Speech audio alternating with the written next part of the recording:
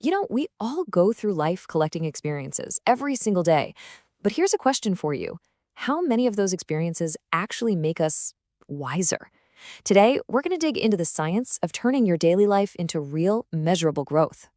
Okay, so we've all heard this one, right? This idea that, hey, if I just go through enough stuff, I'll naturally get wiser. It sounds good, it feels like it should be true. But honestly, it's one of the biggest myths out there when it comes to personal growth.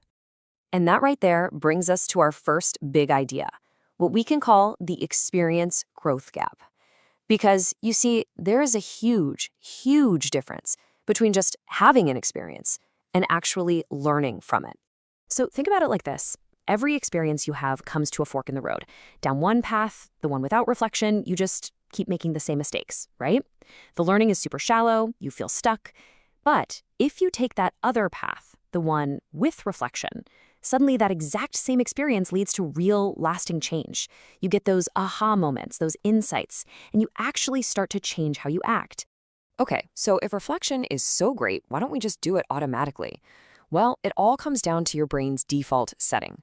See, your brain is wired for one thing above all else: efficiency. It wants to save energy, so it stores quick impressions, not deep insights. It runs on habit, not conscious intention. It's all about speed over meaning. So no, your brain isn't lazy, it's just trying to be a super efficient machine. All right, so if our brain's natural tendency is to just skim the surface, how do we fight that? How do we force it to pause and actually, encode the meaning of what happened? Well, this is where we get into the actual science of learning, and it all starts with a very deliberate pause. So, what's actually happening in your head when you reflect? It's not just spacing out. You are literally lighting up the prefrontal cortex. Think of it as the CEO of your brain. It's the part that handles all the big stuff: decision-making, planning, spotting patterns. And when you do this, you engage this incredible process called metacognition. Metacognition. Sounds fancy, right? But it's actually pretty simple. It's thinking about your thinking. It's the ability to kind of step back and look at your own thought process from the outside. You're not just in the thought, you're observing it. And let me tell you, it is a genuine cognitive superpower. And this all fits into what we can call the unbroken learning loop. See, experience is just step one. It's the raw material. But reflection, that's the crucial second step. That's the engine that turns the raw event into an actual insight. And only then can you make a real behavioral adjustment. If you skip that reflection step, the loop breaks, it's done, and growth just stops. Okay, so the science is cool, right? But theory is one thing. The real question is, how do we make this a real practical habit? Not something you just think about, but something you actually do. So let's break it down into a super simple 4-step framework you can literally start using tonight. First step. Step 1, replay the event. Your job here is to be like a reporter or a detective. No judgment, no interpretation, just the facts. What exactly happened? What did you do? What did someone else do? What was the outcome? This is so important because our brains love to tell stories and distort things, right? This step forces you to stick to the objective truth. Okay. Once you have the facts, it's time for step 2, extract the emotional signal. I want you to think of yourself as a data scientist, and your emotions are the most important data you have. They aren't random noise to be ignored. They are powerful signals pointing directly to what you care about. So ask yourself, what did I feel? Was it anger, joy, frustration? And then the key question, what triggered it? All right, step 3. This is where we shift gears from just observing to actually finding the insight. Now you're the detective, putting the clues together. You're looking for the pattern. What does this whole situation reveal about my go-to habits, my default reactions? And maybe the most powerful question, have I seen this pattern before? This is where you connect the dots between this one event and the bigger picture of your life. And this brings us to what is, without a doubt, the most important step of all. Step 4, convert that insight into action. Listen, an insight without a plan is just entertainment for your brain. It feels good, but nothing changes. You have to define one tiny, specific thing you'll do differently.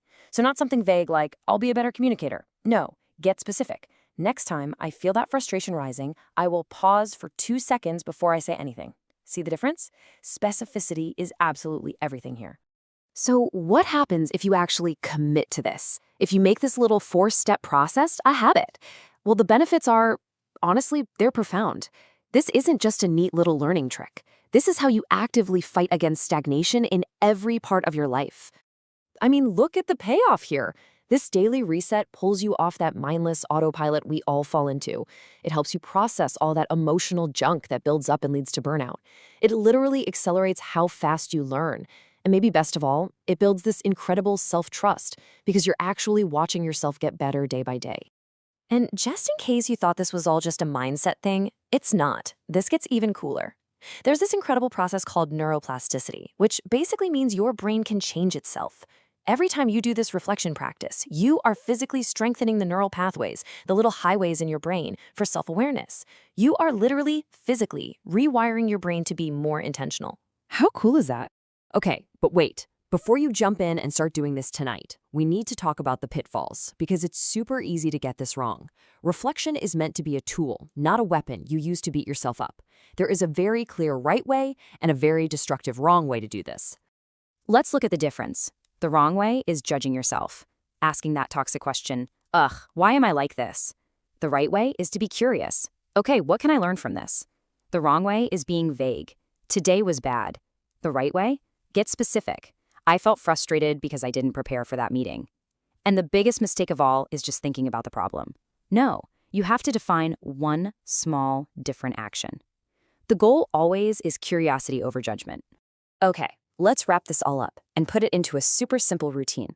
I'm talking less than 5 minutes a day. Seriously, this is something so easy and so powerful that you can start tonight before you go to sleep.